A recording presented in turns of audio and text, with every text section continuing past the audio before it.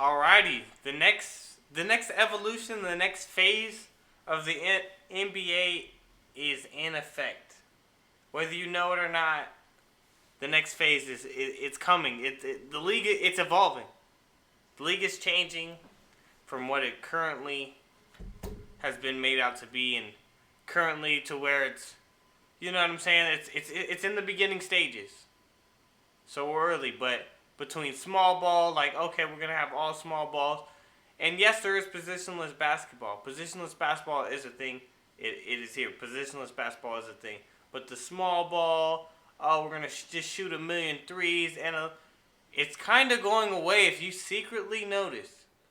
And I'm going to give many examples, but we'll just highlight a couple of teams. First, and a couple of scenarios. Bigs. The league is going big.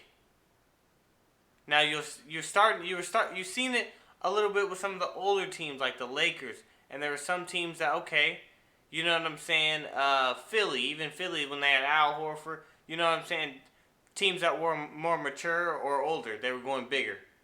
Now we're starting to see it on the young teams. First highlight, Cleveland Cavaliers. Cleveland Cavaliers are huge. Cleveland Cavaliers and they've made a jump this year. They've made a jump that nobody thought they were going to make. Cleveland Cavaliers start they got Jared Allen, Evan Mobley, Lauri Markkanen, all are 6'10" and above. Like, they're going, the league is going big, and they got other bigs to throw out there. The league is going big, and it's working out, and they got their little primary ball handler, and it's impossible to get anywhere near the hoop because they're going big. And some of those guys, they can switch over there. Evan Mobley can switch. Jared Allen's pretty good. He can switch. They got their playmakers. They set the screens. Like, the league, it's going big, and they're finding a lot of success. Like, going in the paint is just a dead zone. You know what I'm saying? And honestly, you can contest those outside shots. You might be a little slower, but I mean, it really seems to be working. Highlight number 2, Orlando Magic. Orlando Magic are another young team that is big. Like, look at their potential starting lineup. Like, they're healthy. Like, look at their potential starting lineup. Like, they could honestly start Mo Bamba, Wendell Carter like they already do. They could, and imagine if they had Jonathan Isaac was healthy and Franz Wagner. They're all 6'10". They could start 4 people who are 6'10". You know what I'm saying? Who are dang near 6'10". And then they could start Cole Anthony or Markelle Fultz. But they could realistically start all these people who are 6'10". Now, on top of even the bigs. So let's say the mold starts becoming like, people want 3 dudes who are around 6'10" and just have, you know what I'm saying, half size. They want their threes bigger. Bigger guys. And then, you know, a lot of teams outside of that want two ball handlers. They want 2 ball handlers who can both make, and they're kind of like combo guards, and they go off of each other. And even that is the changing of the guard.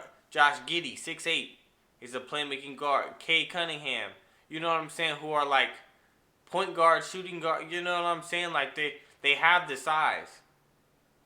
So they could, even if you had that size and you wanted 2 ball handlers, one is a 6'7", 6'8" ball handler. And then you can have another smaller guard, or you have a legit 2. So, I mean, imagine the size out there, the mismatch. There'll be mismatches, offensive rebounds. Man, I mean, imagine smaller guards, like, you're getting screened by 3, like, I mean, imagine the pick and rolls, like, you're going to get worn down when you can run it with, like, 3-4 dudes. The paint, if you don't hit outside shots, you're toast. You're damn near toast. So, man, I'm really starting to see that the league is getting a little bigger. You know what I'm saying, the 2 ball handlers, but we want one with size. We don't want The Cavaliers. Case in point, the Cavaliers. They have all that size. Guess what? They already have Garland. That's their small guard. They don't want Colin Sexton. They don't want two small guards. They want at least have a bigger guard with more playmaking, or he's just gonna be you know what I'm saying, damn near a forward.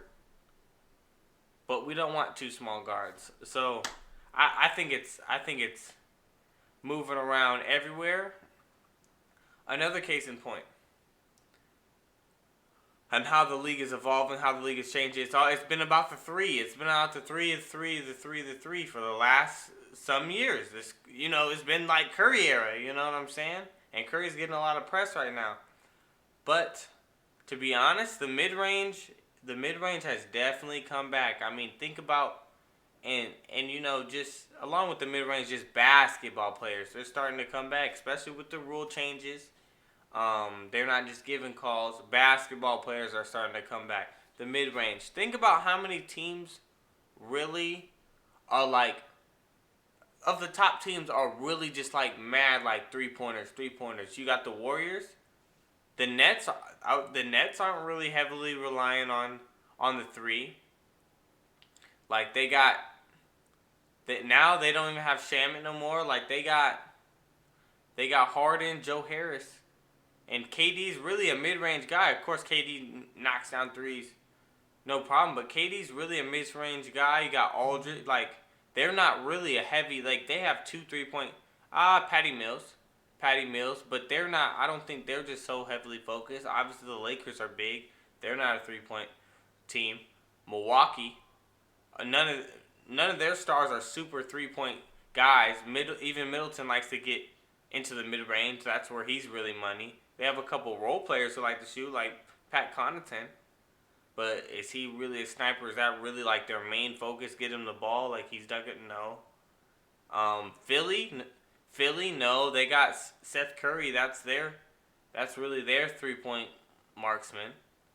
I mean, you could go down the list. Let's see.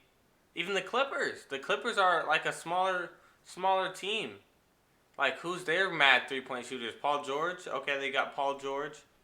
I'm not going to put Reggie Jackson out there. I'm not going to put Marcus Morris. Like, they're just, you know what I'm saying, super 3-pointers. Like, and I know they're not amazing this year. Let's see, the Nuggets. How many real, like, just mad 3-point shooters they got? How many? Like, really, count them out. Like, Porter's a good 3-point shooter. Like, Will Barton's pretty good. You know what I'm saying? But I just think that it's changing. It's changing a lot. I think mid-range is coming back. Chicago Bulls, DeRozan.